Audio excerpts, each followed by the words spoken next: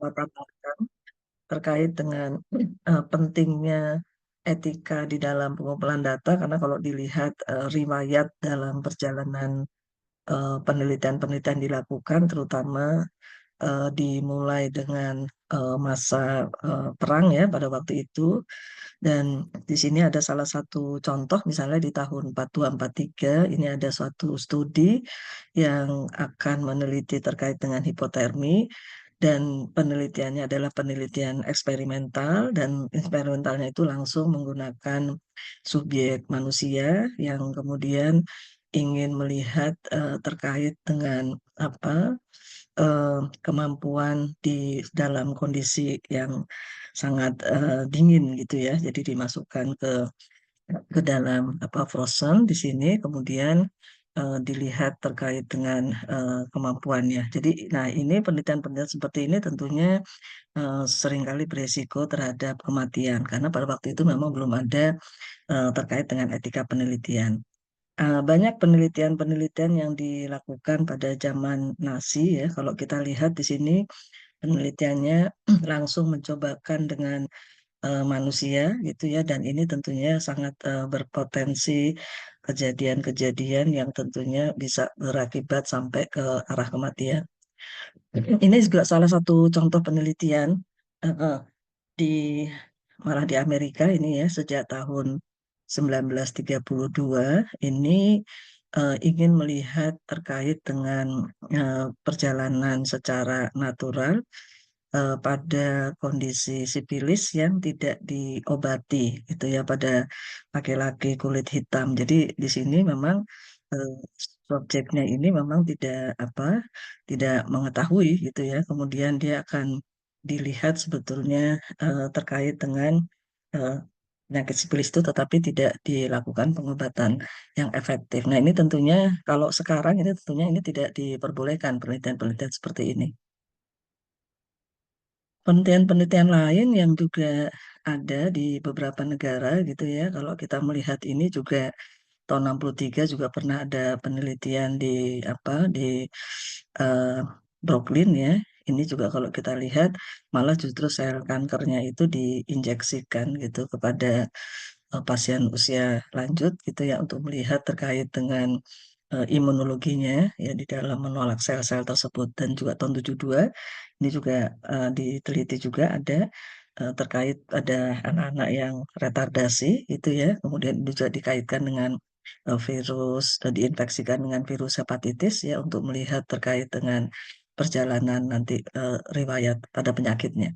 Nah, ini adalah contoh-contoh penelitian yang tentunya masih banyak yang lain gitu ya, bahwa penelitian-penelitian dilakukan tanpa melihat etik dari penelitian tersebut, sehingga kalau kita melihat setelah itu ada timeline ya terkait dengan terkait dengan penelitian-penelitian yang melibatkan manusia tentunya, kemudian bagaimana proteksi yang harus dilakukan. Sehingga kalau kita melihat pada Perang Dunia kedua ya, tahun 1945, kemudian setelah itu ada tahun 47 itu ada Nuremberg Code, kemudian di situ memang ada 23 dari terdakwa ya, dengan pengadilan militer yang pada saat penjajahan itu melakukan kegiatan-kegiatan penelitian, dan di sini sudah masuk ke dalam fase apa pengadilan ya. Kalau kita lihat di sini eh, yang dilihat terkait dengan kejahatan perang, kemudian juga konspirasi segala macam ini kemudian sudah mulai ditergakkan. Dan di tahun 47 itu memang sudah ada Nuremberg Code ya, yang terkait tadi dengan hal-hal yang tentunya harus ada perizinan pada saat kita melakukan penelitian-penelitian medis khususnya. Nah, lanjut setelah itu ada deklarasi Helsinki ya. Nah, di sini juga merekomendasikan guideline terkait dengan penelitian-penelitian biomedis yang melibatkan manusia sebagai subjek penelitiannya.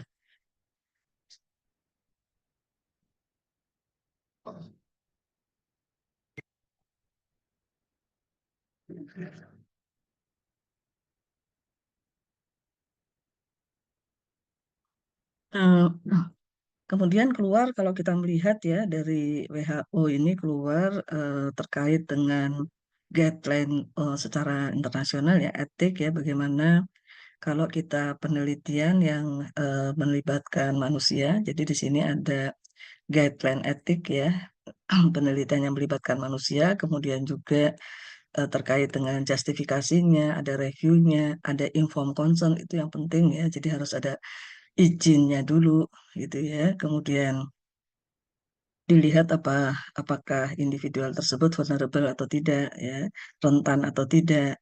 Kemudian juga beberapa hal ini memang menjadi pertimbangan di dalam kita melakukan penelitian dengan melibatkan manusia dan ini sudah ada guideline-nya kalau kita lihat. Ya, jadi kalau kita lihat di sini bahwa eh, prinsip dasar melakukan etika penelitian di sini adalah, jadi kalau manusia sebagai partisipan dalam penelitian itu harus dilindungi dari segala bentuk kerugian karena mengikuti penelitian, ya. Dan integritasnya juga harus dijaga mulai dari proses hingga outcome penelitian.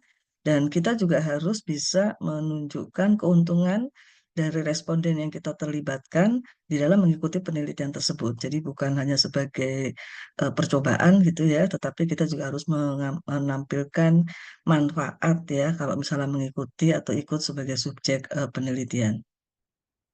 Dan beberapa prinsip-prinsip dasar ya, kalau kita melihat di sini, nanti kita akan jelaskan secara detail ya, bagaimana perlindungan dari bahayanya, privasinya harus dijaga, tidak boleh dipaksa, harus ada informed consent, confident, ya, the briefing, sharing, benefit, sampai kemudian ada peran dari institutional review board ya kalau di kita di sini ada komisi etiknya kemudian juga respect pada yang vulnerable person ya yang beresiko misalnya pada ibu hamil pada anak balita gitu ya nah hal-hal seperti itu yang harus diperhatikan di dalam prinsip dasar di dalam nanti kita melakukan penelitian dan ada pengajuan untuk etik penelitian. Ya, kalau kita lihat tadi ya, yang tadi sudah kami sampaikan, jadi prinsip-prinsip dasarnya di sini. Jadi yang pertama tentunya perlindungan dari bahaya. Bahaya ini macam-macam gitu ya. Tidak hanya tidak hanya bahaya secara fisik gitu ya, tetapi juga bahaya, tetapi juga yang terkait dengan emosi itu juga harus diperhatikan gitu. Jadi contohnya misalnya ini yang pernah saya alami sendiri gitu ya.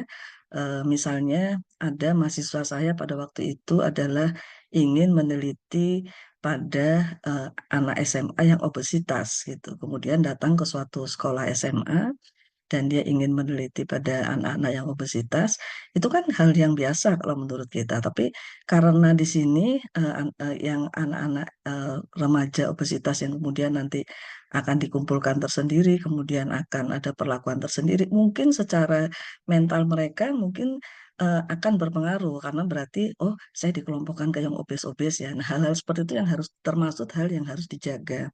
Jadi artinya kalaupun itu dilakukan, tentunya tidak dilakukan pada saat jam sekolah, mungkin nanti pada saat saya sekolah, kemudian nanti baru mereka dikumpulkan. Jadi ada hal-hal upaya untuk melindungi secara emosi, itu juga harus diperhatikan. Kalau fisik jelas ya, misalnya fisik kita ingin melakukan penelitian dengan uji coba, misalnya kita harus minta mereka lari sekian lama, kemudian, nah itu tentunya kita juga harus betul-betul menjaga secara fisiknya juga harus diperhatikan. Nah, privacy itu jelas ya. Jadi nanti pada saat kita prinsip dasar etika ini adalah anonim ya. Selain peneliti utama, tentunya tidak ada kesempatan orang lain yang bisa menghubungkan hasil penelitian dengan individu peserta penelitian. Ya, jadi semua kegiatan yang berhubungan dengan individu itu harus dimintakan izin dan itu anonim. Jadi nanti pada saat Anda membuat kuesionernya itu tidak boleh ada nama di situ. Jadi nama nama subjeknya tidak perlu dituliskan. Jadi cukup dengan kode misalnya. Jadi memang itu yang harus dijaga di dalam apa privasinya. Kemudian pemaksaan ya. Jadi memang nggak boleh dipaksa. Jadi dia harus sukarela. Artinya mengikuti penelitian, mempunyai kesempatan untuk menolak ya, tidak bersedia untuk mengikuti penelitian. Dan ini dilanjutkan dengan informed consent-nya. Jadi memang dia kalaupun nanti dia bersedia, mereka harus menandatangani kesediaan ikut dalam penelitian. Nah, ini juga harus dijaga ya terkait dengan apapun nanti yang ditemukan pada individu tersebut, peserta penelitian itu harus dijaga, ya harus dijaga tidak kemudian di apa di kalaupun nanti kita dipublish dan lain sebagainya tentunya anonim, kemudian juga tidak tidak tentunya tidak dituliskan segala macam ya. Kemudian harus ada debriefing. Kita harus menginfokan hasil sementara kepada peserta penelitian dan ini hanya dilakukan oleh peneliti. Misalnya kita mengambil data laboratoriumnya, hasil labnya kita ambil, kemudian atau kita mengukur antropometri, kita kan harus menyampaikan, oh ini adalah kondisinya hasil HB-nya sekian, sekian. Jadi kita harus debriefing, kita harus menyampaikan hasil sementara penelitiannya. Dan tentunya ada sharing benefit ya, pemberian hasil kepada peserta yang tidak mendapat perlakuan. Jadi begini, jadi kita kan kadang-kadang suatu penelitian itu bersifat eksperimental dan pada saat penelitian kita bersifat eksperimental itu ada satu eksperimental dengan RCT misalnya atau dengan kuasi eksperimental. Itu kan ada kelompok yang mendapatkan perlakuan tetapi ada kelompok yang tidak mendapat perlakuan. Contoh sederhana saja misalnya kalau penelitiannya itu terkait dengan eh, tadi edukasi gizi. Nah, tentunya yang akan kita berikan adalah kelompok yang mendapatkan perlakuan. Tapi kelompok yang tidak mendapat perlakuan kan tidak kita berikan. Nah, ini yang harus diperhatikan sharing benefit ini adalah mungkin nanti setelah selesai penelitian, kelompok yang tidak mendapat perlakuan itu tetap diberikan, ya, tetap diberikan informasi. Tadi misalnya dalam bentuk leaflet atau booklet, jadi tetap memang harus diberikan. Kemudian tadi yang ke-8 itu tadi ada komisi etiknya ya. Itu tentunya nanti kalau Anda ingin melakukan penelitian, jangan lupa harus mengajukan ya ke komisi etik ya untuk mendapatkan ethical clearance-nya ya terkait dengan perizinan penelitian yang nanti tentunya akan dilakukan pengecekan. Kebetulan saya juga salah satu anggota reviewer dari komisi etik. Nah, respect terhadap yang tadi eh, yang rentan gitu ya, itu juga harus diperhatikan. Ya, untuk yang penelitian kesehatan masyarakat sama juga ya. Jadi manusia sebagai partisipan dalam penelitian itu juga harus dilindungi. Kemudian integritas harus dijaga. Kemudian harus ditunjukkan sisi keuntungan ya kalau responden mengikuti penelitian tersebut. Nah, ini adalah 4 prinsip dasar kita di dalam melakukan penelitian dengan etikanya tentunya ya. Jadi tadi ya sudah disampaikan juga hal-hal yang prinsip yang kita harus perhatikan adalah kita menghormati harkat dan martabat manusia, menghormati privasi, kerahasiaan subjek penelitian, kemudian ada keadilan, inklusivitas, dan memperhitungkan manfaat dan kerugian yang ditimbulkan. Ini terkait penjelasannya. Jadi kalau misalnya kita menghormati harkat dan martabat manusia di sini, tadi, jadi kita harus mempertimbangkan hak-hak subjek untuk mendapatkan informasi yang terbuka berkaitan dengan jalannya penelitian serta memiliki kebebasan untuk menentukan pilihan dan bebas dari paksaan untuk berpartisipasi dalam kegiatan penelitian. Jadi yang pertama kita harus sampaikan adalah nanti di dalam inform consent yang kita akan berikan ke pasien itu adalah eh, apa sih yang sebetulnya prosedur yang nanti akan kita tanyakan, misalnya kita akan wawancara, kita akan ambil darah, kita akan ukur antropometrinya, misalnya untuk ambil darah harus puasa dulu, itu harus jelas di dalam apa yang ada di dalam inform consent tersebut. Kemudian dia jadi tahu apa yang harus dilakukan. Nanti misalnya dapat informasi tentang apa, nanti kira-kira butuh waktu berapa menit untuk melakukan wawancara dan lain sebagainya sehingga dia bisa mempunyai kebebasan apakah dia mau ikut atau kemudian dia tidak bersedia mengikuti penelitian ya. Nah, di sini eh, sehingga kemudian tadi yang saya katakan jadi dia menghormati harkat martabat manusia. Jadi nanti di dalam inform consent ya tadi di sini ada manfaatnya, resikonya itu dijelaskan. Tadi resikonya misalnya nanti ngambil darah. Kalau ngambil darah itu mungkinan nanti mungkin ada bengkak, ada apa. Nah, itu semua harus dijelaskan. Kemudian hal-hal seperti itu manfaatnya nanti kalau ikut penelitian itu apa. Kemudian terkait dengan boleh nanti kalau misalnya penelitiannya eksperimental misalnya ya.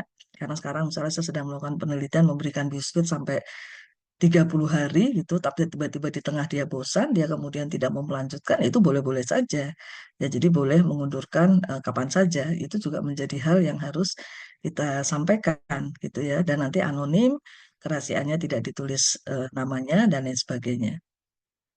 Nah, ini adalah contoh-contoh yang tadi saya sampaikan ya. Ini penelitian saya yang sudah cukup lama terkait dengan keamanan pangan dalam rumah tangga sebagai pencegahan penyakit tidak menular. Jadi memang di sini harus disertakan gitu ya, berapa subjeknya, kemudian berapa kali kunjungannya, kemudian karakteristiknya di sini kita harus kesukarelaan untuk ikut penelitian kita masukkan. Mereka boleh eh, menolak. Kemudian prosedurnya apa saja ya, misalnya tadi wawancara, kemudian ukur antropometri, kemudian nanti yang kedua kita akan ambil darah hanya 5 cc, kayak gitu tuh harus detail, harus dijelaskan ya terkait dengan penelitian. Kewajiban untuk subjek juga kita sampaikan. Nah, ini yang tadi saya sampaikan. Jadi hal-hal resiko dan lain sebagainya itu sudah kita masukkan gitu ya. Nanti misalnya resiko-resikonya nanti pingsan, apa dan bagaimana cara mengatasi itu harus masuk di situ. Ya, kemudian juga misalnya dia nanti ada hematoma. Jadi ada beberapa resiko yang mungkin ada dan kita harus menyampaikan apa tindakan apa yang akan kita lakukan kalau terjadi seperti itu.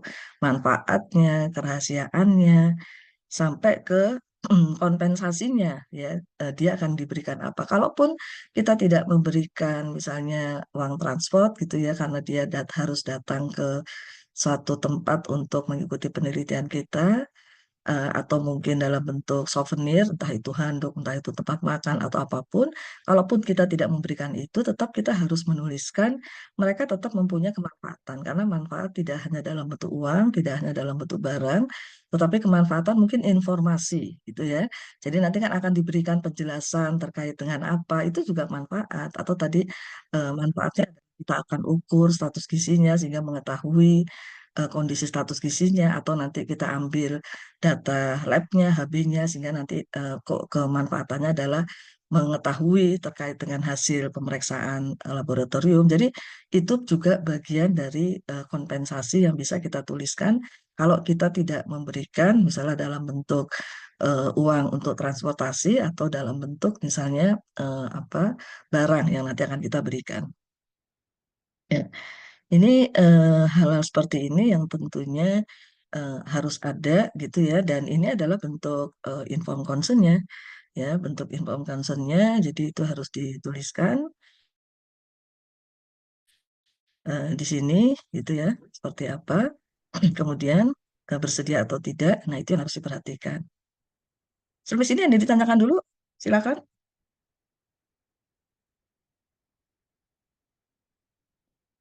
Belum ada? Belum ada, Bro. Ya, baik. Saya akan lanjutkan. Jadi tadi yang terkait adalah beberapa hal ya yang harus kita lihat. Sekarang ada hal lain yang juga harus kita lihat di sini adalah tadi menghormati privasi dan kerahasiaan dari subjek penelitian ya.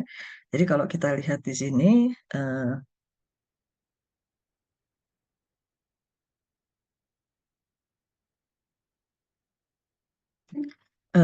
ini jadi tidak boleh kita peneliti itu tidak boleh menampilkan informasi mengenai tadi identitas, nama, alamat. Jadi nanti di dalam kuesioner ya kita tidak boleh pakai nama. Jadi nanti hanya kodenya saja.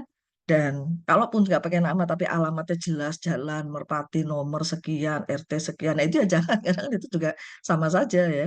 Jadi paling nggak alamatnya juga singkat aja, misalnya apa Sleman atau kelurahannya itu kan nggak mungkin kita bisa detek sampai sedetail itu. Jadi itu yang harus diperhatikan. Kemudian eh, Ya, intinya kita harus harus menjaga anonimitas dan kerahasiaan dari identitas subjek. Kemudian tadi ya bisa menggunakan coding, misalnya pakai nomor nomor 001. Jadi yang tahu ya nanti ya penelitinya gitu ya eh, di dalam kita melihat kodenya ini sebagai pengganti identitasnya. Kemudian hal lain yang juga harus diperhatikan terkait dengan keadilan dan inklusivitas. Jadi memang dilakukan secara jujur, hati-hati, profesional, berperi kemanusiaan, perhatikan faktor ketepatan, kesesamaan, kecermatan ya. Ini harus diperhatikan ya.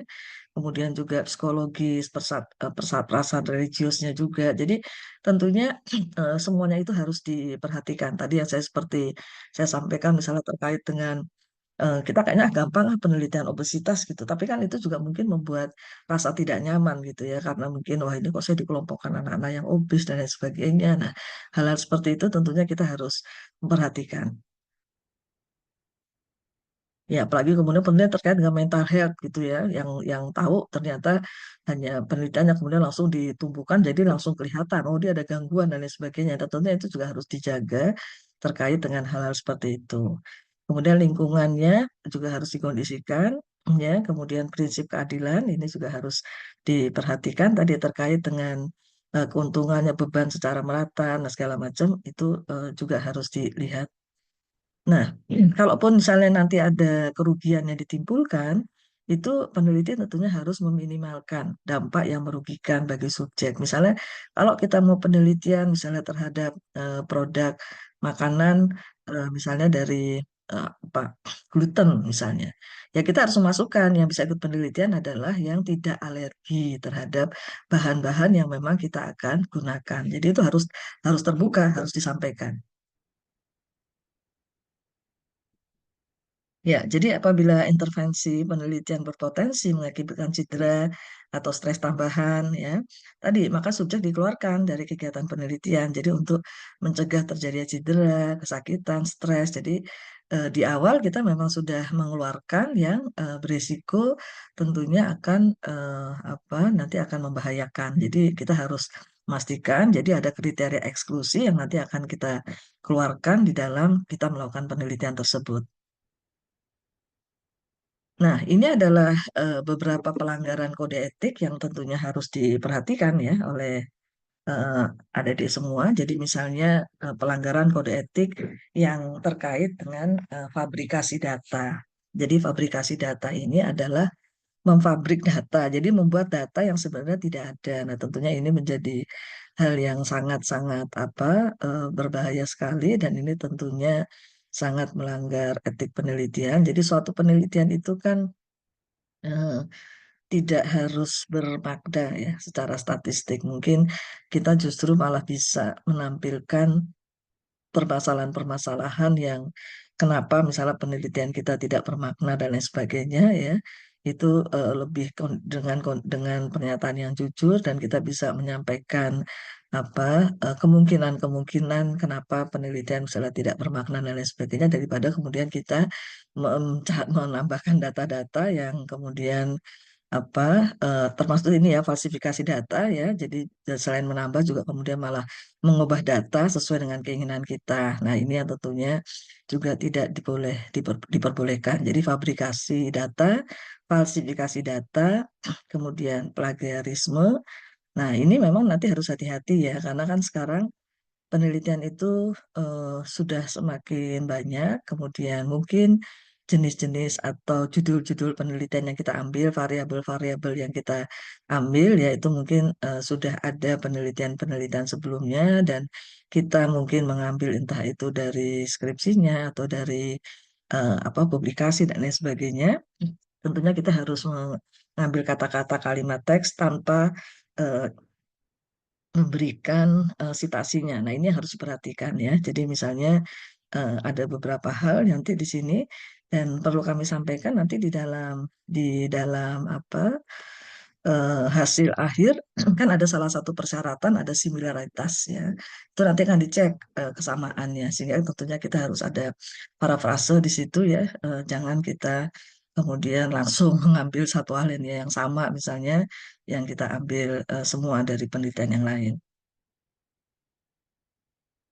Nah, jadi prinsipnya adalah pada melakukan dengan kode etik penelitian di sini kita melahirkan karya orisinal, jadi bukan ciplakan, walaupun mungkin penelitian tersebut dengan variabel-variabelnya mungkin ada hal-hal yang sama gitu ya. Dan juga tadi menjaga kebenaran data, manfaatnya, informasi yang kita sebarkan itu tentunya jadi tidak menyesatkan ya, karena memang sudah diambil dari data yang sesungguhnya.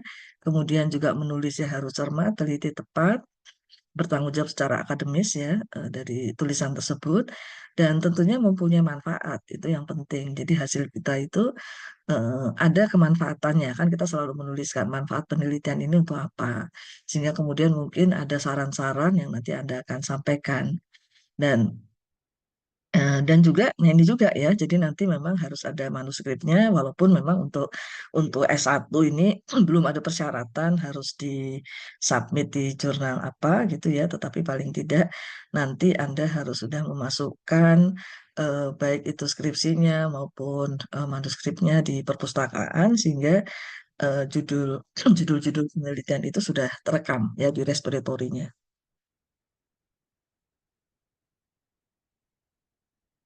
Nah, hal lain yang harus diperhatikan adalah terkait dengan etika penelitian, ya.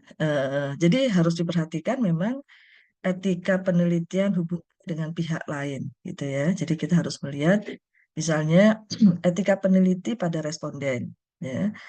Jadi responden ini harus dilindungi hak-hak respondennya. Jadi tadi ya, agar tidak merugikan.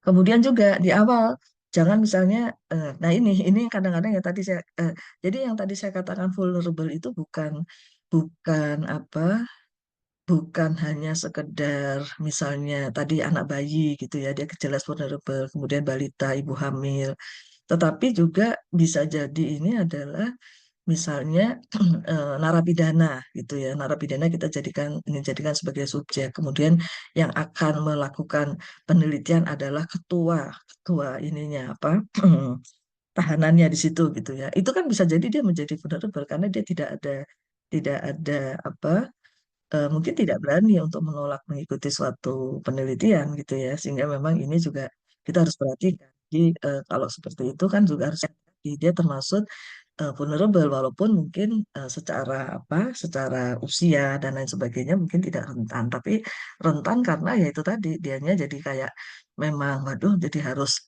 harus ikut dalam penelitian. Kalau anak sekolah berbeda, kalau anak sekolah itu walaupun gurunya misalnya melakukan penelitian, tetapi kalau anak usia di bawah 18 tahun gitu ya, dia harus izin orang tua ya. Jadi kan tetap kalau orang tuanya tidak mengizinkan ya tetap tidak boleh gitu. Dan dua ya, kalau usia di atas 12 sampai 18 tahun izinnya itu harus dua-duanya. Orang tuanya mau, anaknya nggak boleh juga nggak boleh. Tapi kalau yang di bawah 12 tahun memang itu eh, cukup izin dari orang tuanya. Pada responden juga harus menginformasikan bahwa hasil penelitiannya nanti akan disampaikan gitu ya. Kemudian etika peneliti pada klien ya, ini juga harus diperhatikan tadi ya, anonimitasnya, perbedaan persepsi tentang kualitas hasil penelitian, kemudian nanti, nah ini juga eh, ya, jadi memang sebenarnya saya melakukan penelitian, saya tentunya butuh asisten-asisten penelitian yang membantu di dalam penelitian tersebut.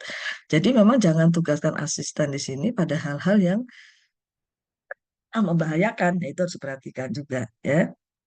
Kemudian juga harus ada monitor gitu ya, harus misalnya ada apa, supervisi dan lain sebagainya untuk atau pertemuan secara rutin untuk melaporkan. Jadi memang untuk menghindari ada ketidaktepatan di dalam pengambilan data.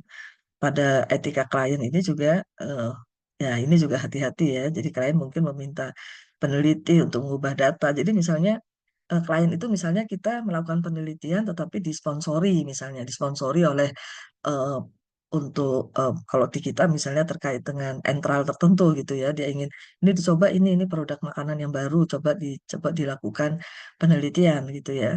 Nah, tetapi kita juga harus hati-hati etika terhadap klien ini, eh, mungkin bisa jadi kalau datanya tidak bagus, ini datanya kok seperti ini, coba nonton. Nah, itu nggak boleh. Jadi harus diperhatikan apa kode etik peneliti terhadap klien ini juga harus diperhatikan. Terkait dengan hubungan peneliti dan yang diteliti masyarakat ya, ini juga kait prinsipnya sama sebetulnya ya. Jadi kalau kita respondennya itu adalah masyarakat, informannya itu dari masyarakat, itu juga mempunyai hak-hak ya yang harus diperhatikan. Jadi sama juga ya, perlu memberikan informed consent ya. Kemudian juga eh, meminimalkan pengurangan hak responden pada waktu mengambil informasi, juga istilahnya juga memberikan penghargaan kompensasi yang tadi saya berikan. Jadi kompensasi itu bisa dalam bentuk barang, uang, dan informasi, tetapi kalau misalnya uang atau barang itu tidak boleh iming-iming, ya itu yang juga nggak boleh. Jadi misalnya iming-iming itu ada ikut penelitian nanti saya bayar sekian ya, nah itu juga tidak diperbolehkan ya. Jadi artinya memang harus jelas, tetapi juga tidak boleh merugikan. Misalnya penelitian dia harus harus datang misalnya untuk ke suatu tempat untuk pengambilan darah atau informasi, padahal dia harus membutuhkan transport yang cukup besar dan dia harus datang misalnya setiap hari. Nah, kita tidak apa tidak memberikan transport yang cukup. Nah, itu pun juga harus dipertimbangkan ya. Jadi tidak boleh merugikan juga. Ya. Karena kita harus ingat bahwa pada saat kita mengambil data, jadi waktu itu kan terbuang. Kadang-kadang kita berpikir dia tidak merugikan kok orang kita tidak tidak mengambil darah, jadi kita hanya mewawancara dan lain sebagainya. Tapi ternyata wawancara kita itu sampai in-depth begitu panjang, sampai kita kuesionernya itu sampai 10 lembar dan lain sebagainya, dan waktunya itu bisa jadi sampai 1 jam. Nah, kita harus perhatikan itu juga kerugian ya. Karena dengan misalnya dia kita mau penelitian terhadap karyawan atau apapun, dia kan berarti harus menyisihkan waktunya sehingga dia harus mengurangi kegiatan dia. Bisa jadi privasinya juga akan hilang karena kita menanyakan hal-hal yang misalnya bersifat privasi bagi dia dan mungkin ada rasa tidak nyaman gitu ya. Apalagi kalau misalnya tadi ada pengambilan darah, kita harus mengambil eh, tentunya itu bisa menimbulkan rasa sakit dan lain sebagainya. Itu harus diperhatikan ya. Ini juga sama ya, jadi itu juga harus diperhatikan tentang dia harus dirahasiakan informasinya, privasinya, kemudian jaminan keamanan ya.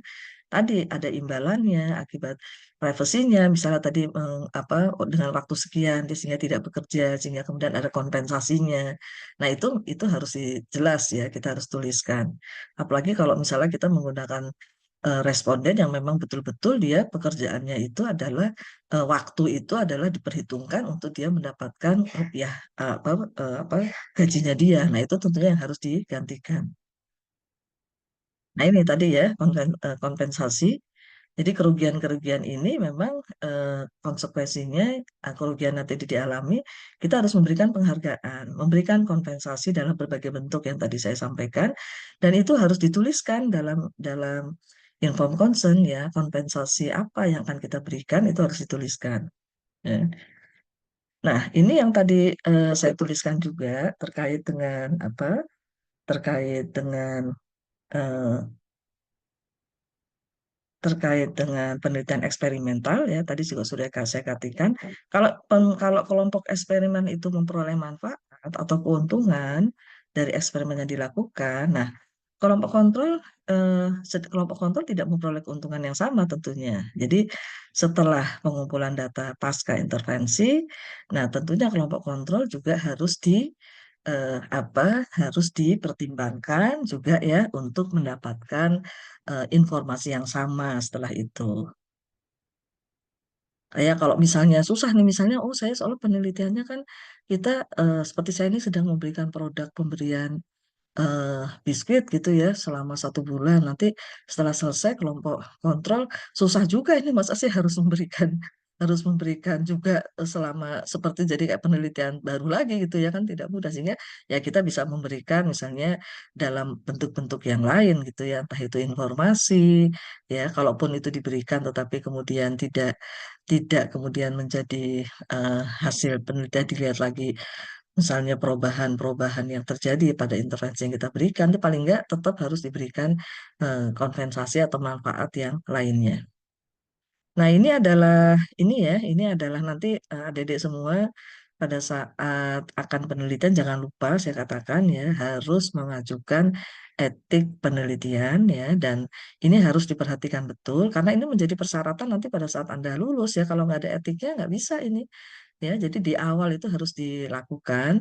Kalau misalnya mengikuti penelitian payung bersama dosen, harus dipastikan bahwa nama Anda sebagai mahasiswa itu masuk di dalam tim penelitian yang diajukan di Komisi Etik. Sehingga nanti pada saat etiknya keluar, nama mahasiswa itu juga ada di situ, gitu ya. Nah, sehingga kalau memang demikian, Anda secara mandiri sendiri tidak perlu lagi mengajukan secara individu karena sudah mempunyai apa inform consent dengan nomor sekian gitu ya yang dikeluarkan dari Komisi Etik. Tetapi kalau misalnya namanya belum ada ya, jadi ini ada beberapa hal ya harus diperhatikan. Misalnya begini, ternyata penelitian itu sudah jalan ya, penelitian sudah jalan dosen dengan ada mahasiswa gitu. Tapi ternyata ada mahasiswa yang ingin menyusul ikut penelitian padahal apa etika sudah keluar. Nah, apa yang harus dilakukan itu kalau misalnya penelitiannya masih berjalan, belum selesai, itu istilah kita bisa di addendum. Ya, addendum itu adalah nanti peneliti utamanya akan mengajukan ada penambahan tim, gitu. Ada penambahan tim dan kemudian itu Anda di addendum itu bisa. Tapi kalau misalnya ternyata penelitian sudah selesai, Anda ingin ikut penelitian tetapi tidak mengambil data sehingga Anda hanya mengambil data sekunder yang ada di situ, ya Anda baru mengajukan sendiri ya, mengajukan sendiri tetapi harus memasukkan bahwa Anda akan penelitian dengan mengambil data sekunder dari penelitian yang apa gitu ya. Itu harus dituliskan. Jadi itu kalau seperti itu memang harus pengajuannya sendiri kalau penelitiannya belum sudah selesai. Tapi kalau penelitian masih berjalan ya dengan etik yang etik kan ada 1 tahun. Nanti kalau misalnya sudah habis kemudian penelitian belum selesai kan kita akan perpanjangan lagi ya, perpanjangan untuk etik penelitiannya. Nah, itu yang harus dilakukan demikian ya. Jadi jangan lupa nanti untuk mengajukan ke Komisi Etik ya eh, terkait dengan penelitian yang akan dilakukan. Nah, di Komisi Etik di sini memang nanti Anda nah hanya masalahnya ini eh, sekarang kayaknya masih apa eh, masih ini ya kemarin beberapa waktu yang lalu itu kan sempat dihack ya untuk Komisi Etik. Jadi saya tidak bisa melakukan review dari rumah gitu. Jadi harus ada di lingkungan UGM ya untuk bisa masuk. Semua juga gitu, mahasiswa yang akan pengajuan juga. Kalau dulu kan kita bisa di mana saja, saya di mana saja bisa nge-review, tetapi eh, karena kemarin ini sempat dihack dan sampai sekali, lebih dari sekali, sehingga kemudian masih dijaga ininya ya, sehingga kemudian kita hanya bisa mengakses di lingkungan UGM ya. Untuk yang akan submit juga demikian ya. Walaupun sebetulnya sudah ditindaklanjuti sih khususnya untuk kita menggunakan VPN, tetapi lebih aman kita menggunakan di lingkungan yang ada di UGM ya. Jika nanti di sini ada langkah-langkahnya, Anda bisa melihat tadi ya di webnya untuk yang Komisi Etik FKKMK UGM prosesnya seperti apa. Dan jangan lupa kemudian Anda juga harus mengecek gitu ya, karena eh, kadang-kadang kemudian ada pemberitahuan. Nah, ini kan ada 4 kesimpulan yang nanti pada saat Anda pengajuan di Komisi Etik. Kesimpulan yang pertama, kalau misalnya ternyata di dalam proposal yang Anda ajukan, kemudian penulisan inform concern yang Anda ajukan, yang tadi saya katakan ada memasukkan item misalnya terkait dengan hak mereka untuk mundur, untuk kemudian tidak melanjutkan penelitian, tidak dipaksa mengikuti penelitian, kemudian bagaimana prosedur penelitian Anda jelaskan dengan lengkap, misalnya harus wawancara dan berapa waktu yang dibutuhkan, berapa menit yang waktu yang digunakan. Kemudian ada resiko-resiko apa yang bisa ditimbulkan dengan penelitian tersebut. Kalaupun beresiko apa, tindakan apa yang bisa Anda perbaiki, misalnya gitu ya. Misalnya kalau misalnya dia alergi, apa yang dilakukan. Ya, itu sudah ditulis secara lengkap, termasuk kompensasinya, kemudian manfaatnya, kemudian ada nama Anda di situ. Ya, itu kalau itu sangat lengkap, bisa jadi penelitian yang Anda ajukan langsung approve. Kalau approve berarti langsung bisa keluar inform concern-nya. Ya. Tetapi ada juga misalnya approve tetapi dengan rekomendasi. Nah, kalau seperti ini biasanya sih mungkin proposalnya hanya diperbaiki sesuai dengan sarannya aja. Misalnya, oh hanya ada hal-hal yang masih harus dilengkapi gitu ya terkait misalnya oh kuesionernya ternyata masih dalam bahasa Inggris misalnya atau kuesionernya belum lengkap dan lain sebagainya. Tetapi kalau resubmission berarti harus Anda memperbaiki sesuai dengan saran reviewernya ya dan kemudian dimasukkan kembali secara online dan itu nanti akan ditelaah. Nah, ada juga yang ya disapprove juga ada ya. Nanti itu juga ada yang tidak apa oh tidak layak ini diteliti karena beresiko dan lain sebagainya ya karena kita di Komisi Etik kan memang juga ada rapatnya ya rapat untuk membahas eh, kita ada 4 kelompok ya jadi kalau saya masuk yang kelompok satu jadi menelaah di minggu yang pertama jadi yang masuk penelitian-penelitian di minggu pertama itu ditelaah di situ sampai ada 4 kelompok kemudian nanti ada rapat-rapat dari reviewernya ya dan ini yang kita lihat tahapannya seperti itu, sehingga sekali lagi nanti kalau misalnya Anda eh, mengajukan etik itu harus membuat akun pengguna komisi etik ya. Ini jangan lupa itu harus dibuat akunnya dulu. Kemudian nanti ada tahapan-tahapan, Anda harus apa submission terkait dengan protokolnya ya, itu harus disubmit kemudian juga harus dipersiapkan. Nah, ini harus ada pengantar. Jadi kalau dari departemen dari Prodi S1 Gizi nanti pengantarnya dari ketua departemen bahwa akan di untuk izin ke Komisi Etik diminta untuk apa di review ya untuk penerbitan inform consent-nya. Proposal tentunya harus lengkap semuanya. Kemudian kurikulum vitae juga harus masuk. Kemudian penjelasan lembar persetujuan tadi ya, yang inform consent-nya harus ada sampai lembar untuk yang ditandatangani.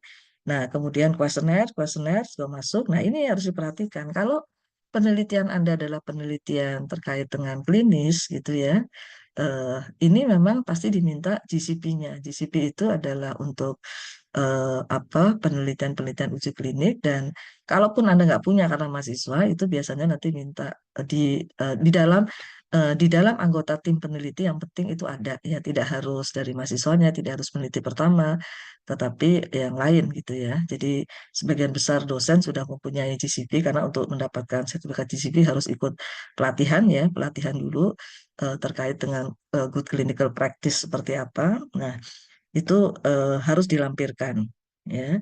Kemudian kalau misalnya pemberian produknya juga harus ditampilkan. Kalau Anda nanti intervensi dalam bentuk leaflet, leaflet juga harus ditampilkan. Nah, jadi nanti tinggal di-upload ya berkas-berkas yang tadi saya katakan ya ada dipisah nanti ada proposal itu di-upload sendiri, inform subjek tadi ya itu juga harus di-upload tersendiri, kemudian yang lain-lain misalnya tadi ada sertifikat GCP ya itu juga nanti di-upload tersendiri ya. Jadi itu nanti harus di-upload.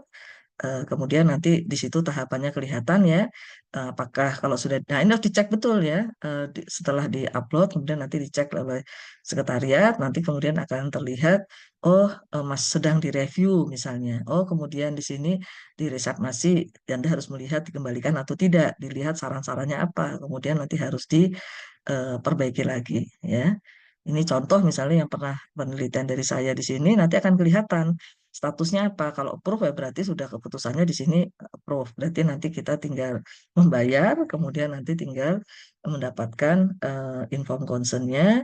Dan ini menjadi salah satu persyaratan pada saat kita akan penelitian biasanya diminta ya sudah ada etiknya belum. Nah itu yang nomor etiknya di sini yang ada. Ya, nah ini standar tarifnya kalau untuk mahasiswa S1 yang 100.000 ya. Itu yang harus dilihat. Saya rasa itu yang bisa kami sampaikan. Silakan kalau ada hal-hal yang akan ditanyakan atau didiskusikan terkait ini kan sudah semester eh, akan penelitian ya. Mungkin sudah ada gambaran penelitian yang akan dilakukan. Silakan kalau akan ditanyakan. Silakan di Farah. Baik, izin bertanya, Prof. Tadi Ya. kan Prof sudah menyatakan tentang etik untuk penelitian. Namun saya ingin bertanya, apabila kami melakukan penelitian ke hewan coba, apakah prinsip etik Hmm. dari tidak menyakiti dan memberikan manfaat pada kelompok kontrol itu dapat sedikit diinginkan? Terima Ya. kasih, Prof. Oke, baik, baik. Bagus sekali pertanyaannya ya. Jadi memang, nah ini menjadi hal yang sangat penting ya. Jadi gini, kita di dalam anggota komisi etik kita itu memang timnya bukan hanya dari kedokteran ya. Kita juga ada yang dari kedokteran hewan. Ya, jadi untuk penelitian hewan coba itu juga ada ininya juga, ada etiknya juga ya, yang nanti terkait dengan menyakiti hewan coba, tahapan seperti apa itu ada. Jadi nanti yang mereview biasanya itu tadi yang dari kedokteran hewan ya, ada masuk di dalam tim penelitian kita, dan intinya tentunya ada sedikit tidak sama plek tadi dengan yang pada manusia, tetapi memang tetap ada reviewernya ada. Dan kemarin saya kakak kelas Anda kebetulan saya ada penelitian hewan coba sekarang itu pada tikus juga dengan mahasiswa juga, dan kemarin diajukan itu juga tidak langsung apa ada beberapa hal juga yang harus diperbaiki ya terkait dengan penelitian hewan coba. Jadi tetap dengan hewan coba juga tetap harus diajukan di komisi etik karena nanti tetap ada ininya juga ya hak-hak untuk hewan juga yang nanti secara etiknya juga harus kita penuhi ya standar-standar itu dan ada reviewernya juga dari dokter hewan. Demikian Mbak Dinara, Divara Terima kasih, Prof. ya. Baik, silakan yang lainnya.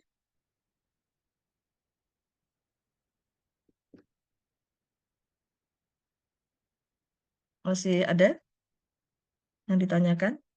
Ya, jadi eh, ini karena sekarang kan masih dalam ini ya, ada dalam grup-grup untuk penyusunan proposal eh, secara individu ya di dalam bidangnya masing-masing. Jadi semua walaupun apapun, walaupun data sekunder harus tetap pengajuan etik ya. Tidak ada yang tidak dengan pengajuan etik. Jadi tadi saya katakan kalau misalnya penelitian mengambil data sekunder biasanya memang tidak tidak apa tidak lama ya karena biasanya langsung approve ya karena datanya itu kan Anda yang mengambil data sekunder. Tapi kalau penelitian-penelitian yang yang memang primer ya itu memang nanti akan semuanya dicek juga ya sehingga nanti di dalam komisi etik itu ada sekretarisnya dia akan mengecek di awal apakah ini misalnya tadi hanya oh kalau seperti ini misalnya direview kemudian tapi nanti eh, hasil akhirnya itu ada yang hanya dikembalikan, tetapi ada juga yang hasil akhirnya itu harus masuk ke full board. Jadi ada kesimpulan akhir ya, apakah kemudian tadi approve, kemudian resubmisi tadi ya, kemudian exempted itu nanti langsung diperbaikin, tapi ada yang full board. Jadi full board itu eh, proposal Anda akan masuk ke dalam tim reviewer. Yang saya katakan tadi, kita setiap minggu itu ada rapat tim reviewer karena kita ada 4 kelompok ya.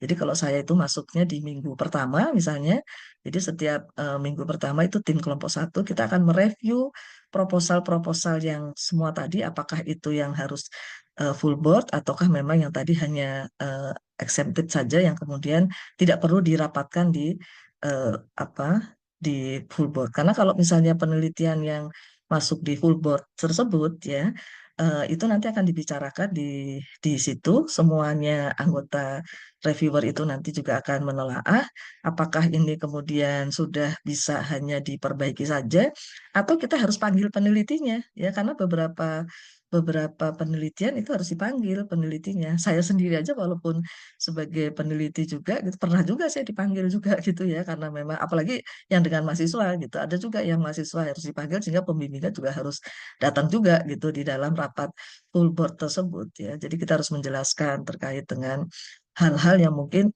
masih dipertanyakan ya. Sehingga itu harus lebih jelas dipanggil penelitinya. Jadi intinya kalau masuk di dalam full board memang menjadi agak lebih panjang ya prosesnya karena ya tadi harus dibicarakan semuanya karena dianggap penelitian ini mungkin perlu untuk dilihat lebih lanjut, tapi kalau data sekunder biasanya enggak gitu ya. Jadi itu yang beresiko atau tidak, berbahaya atau tidak, nah itu perlu diputuskan di rapat komisi etik. Demikian mungkin yang bisa kami tambahkan. Silakan kalau masih ada yang masih mau ditanyakan, kami persilakan.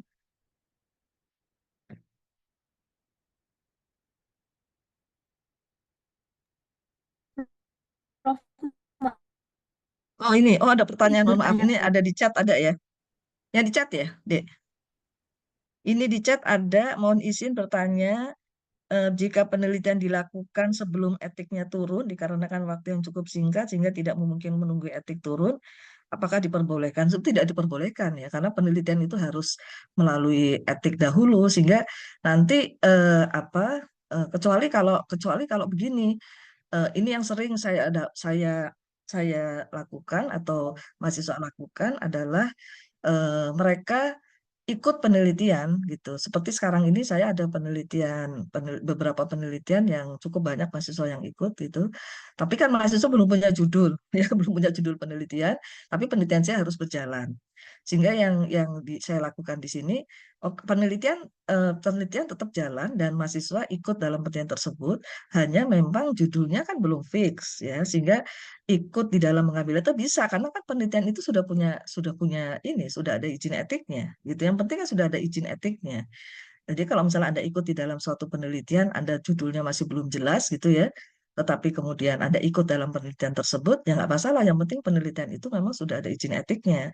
Masalah kemudian nanti Anda kemudian data itu mau Anda ambil, nah ini ada dua hal yang harus diperhatikan.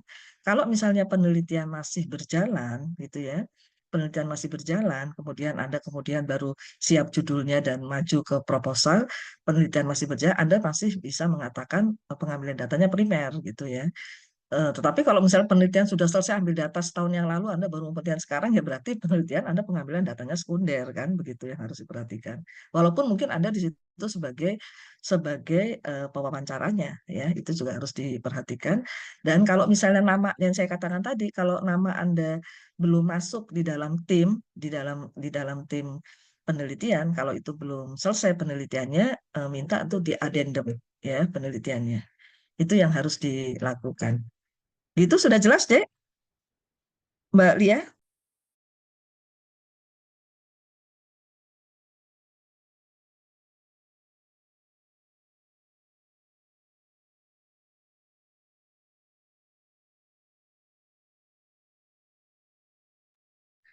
Ya, sudah jelas? Ada lagi yang mau ditanyakan? Ya, jadi intinya jangan melakukan penelitian tanpa perizinan etik ya. Nanti Anda jadi masalah ini ya, jadi masalah di akhirnya. Jadi harus segera kalau misalnya pun Anda data sekunder, pokoknya itu diajukan ya. Jadi nanti jangan sampai sudah selesai maju proposal, sudah selesai penelitian, sudah lulus, kemudian baru cek tidak ada tidak ada apa etiknya. Nah, itu kan nanti pada saat pengajuan di universitas kan ditanyakan itu untuk etik penelitiannya ya. Itu harus dilihat. Ya, ada lagi? Tadi Mbak Divara sudah? Apa ada lagi yang Izin mau di... bertanya Oh, lagi, ya silakan. Prof. Oh, ya silakan. Ya, Kalau kalau misalkan terjadi, misalkan kami ditolak nya itu, apakah kami harus ganti judul penelitian atau memang hanya direvisi saja variabelnya atau cara perlakuannya saja tidak apa-apa atau memang harus berganti judul penelitian? ya, sejauh sejauh ini memang kalau penelitian-penelitian yang saya katakan tadi itu kan entah itu nanti bentuknya adalah dia harus dirapatkan di full board yang di situ harus memanggil peneliti dan diminta untuk klarifikasi dan lain sebagainya, atau kemudian hanya diminta untuk memperbaiki. Sejauh ini memang tidak ada yang tidak kemudian kecuali kalau ditolak kalau betul-betul membahayakan gitu ya, misalnya penelitian pada bayi kemudian dia memberikan sesuatu yang itu belum ada bukti secara ilmiah, ini sangat membahayakan, bisa jadi itu ditolak. Tapi kalau penelitian gizi sih pada umumnya paling tidak hanya perbaikan saja, perbaikan-perbaikan, misalnya untuk melengkapi apa-apa saja yang harus dilakukan, teknisnya harus seperti apa, itu paling nggak hanya demikian. Tidak sampai merubah secara total sih, tergantung nanti dari masukan-masukan reviewernya tersebut. Tapi sejauh ini sih nggak ada, kalau yang gizi ya, yang gizi biasanya hanya perubahan-perubahan atau masukan-masukan secara lebih detail ya. Terutama kalau komisi etik itu kan bukan pada ininya, bukan pada proposalnya, karena kan Anda tentunya sudah dibimbing dan lain sebagainya, tapi lebih ke arah tadi etiknya dan lain sebagainya itu yang harus diperhatikan. Misalnya cara pengambilan datanya, kemudian apa prosedurnya, itu hal-hal seperti itu yang akan didetailkan. Sudah jelas Mbak Divara? Baik, terima kasih, Prof. Oke. Baik, kalau sudah tidak ada lagi, jadi nanti materi saya hanya satu kali ini, dan jadi ini juga bagian tadi dari Anda sekarang masih dalam diskusi tentang proposal ya, jadi ini menjadi hal yang juga harus dimasukkan ya, walaupun tadi mungkin yang harus kami sampaikan, saya tambahkan di sini adalah terkait dengan apa perizinan tadi ya. Jadi perlu diingat kalau misalnya balita ya, apalagi usia di bawah 12 tahun itu istilahnya pengajuan atau izin etiknya itu juga atau diizinkan oleh orang tua. Jadi orang tua yang akan mengizinkan. Jadi bukan pada anaknya. Tapi kalau misalnya di usia 12 sampai 18 tahun itu dua-duanya. Anaknya juga harus diberi untuk tanda tangan kesediaan dan orang tuanya juga mengizinkan ya. Kemudian kalau di atas 18 tahun nah itu sudah memang hanya yang bersangkutan. Itu yang harus kita masukkan di dalam perizinan. Demikian kalau sudah tidak ada lagi yang ditanyakan, mungkin dari saya cukup sekian ya dan nanti eh, materinya akan kami berikan ke, ke siapa nih nanti ya bisa ke apa mungkin ke koordinator mata kuliah ini bisa nanti dimintakan.